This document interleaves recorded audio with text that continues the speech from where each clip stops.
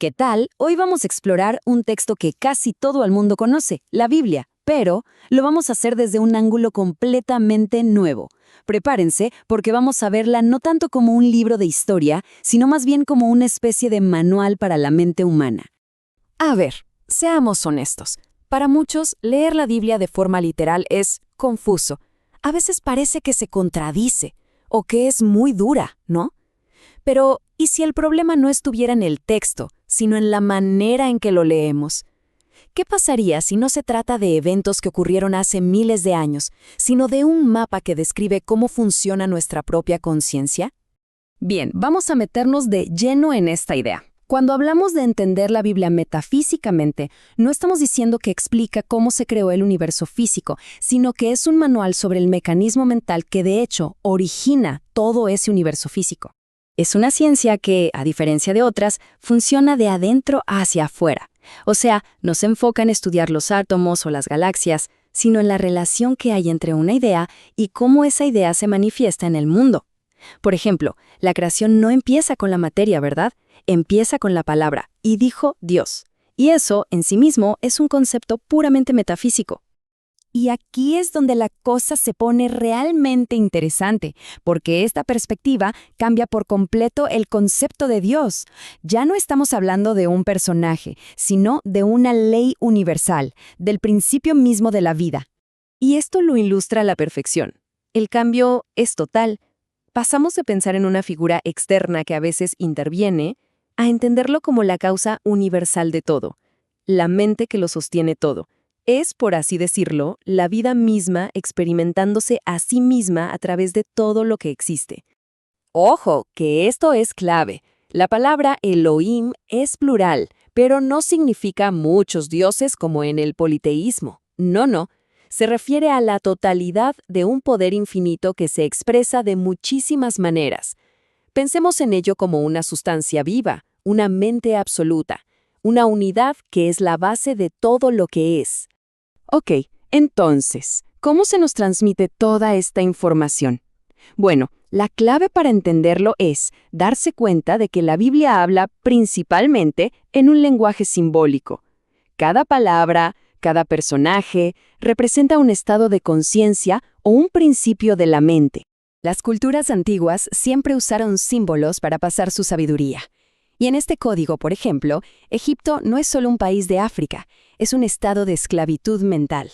El desierto es ese tiempo en el que estamos dejando atrás una vieja creencia. Y Jerusalén es la paz interior. Todo es un mapa de nuestro mundo interno. Ahora, vayamos a la parte más práctica de todas, el mecanismo de la creación que se describe en el Génesis, y que, si ponemos atención, se repite una y otra vez en todos los relatos bíblicos. Esto no va de una voz literal que habló desde las nubes. La palabra dijo viene del hebreo logos, que significa mente, idea, un principio creativo e inteligente. Es básicamente la fórmula de cómo lo que no se ve se convierta en algo que sí se ve. El punto crucial aquí es este. El proceso siempre sigue 3 pasos. Primero, hay un impulso mental, un pensamiento. Luego, ese pensamiento genera un movimiento de energía, una vibración, un sentimiento. Y finalmente, esa energía se condensa en la manifestación, en la forma material. Es una ciencia que opera desde adentro hacia afuera, y este proceso se repite en todo. Y esto nos lleva a un concepto que, suele estar muy cargado, el pecado. Desde esta perspectiva, el pecado no tiene nada que ver con una falla moral. El mal no es una fuerza activa que anda por ahí oponiéndose al bien. Es, más bien, la ausencia de la comprensión de qué es el bien. Es lo que se experimenta cuando se vive desconectado de nuestra verdadera identidad. Así como la oscuridad, pues no es más que la ausencia de la luz. Esta frase famosísima resume la idea a la perfección. Las acciones que causan dolor y sufrimiento nacen de la ignorancia, no de una malicia intencionada.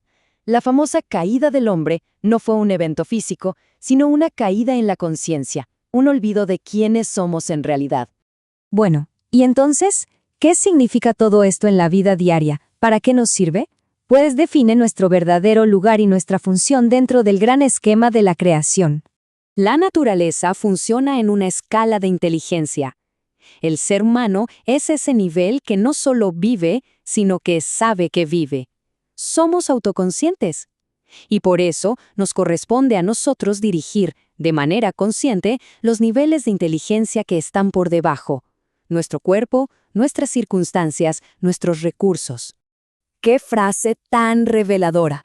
Sugiere que todo lo que nos rodea, nuestro mundo entero, está esperando recibir una dirección consciente, una dirección que venga de una mente que ha asumido su verdadero lugar. Piénsenlo así. Cuando la persona que administra está ausente o actúa desde la inconsciencia, el caos parece reinar. La vida sigue su curso, claro, pero de forma desorganizada. Pero cuando quien administra está presente, consciente y en orden, la vida responde y se organiza a su alrededor. Y aquí queda la reflexión final. La idea no es tratar de controlar la vida, sino de administrarla desde la conciencia. Si todo lo que vemos afuera es un efecto de una causa que está adentro, entonces la pregunta más importante que uno puede hacerse es, ¿qué se está eligiendo pensar y sentir momento a momento?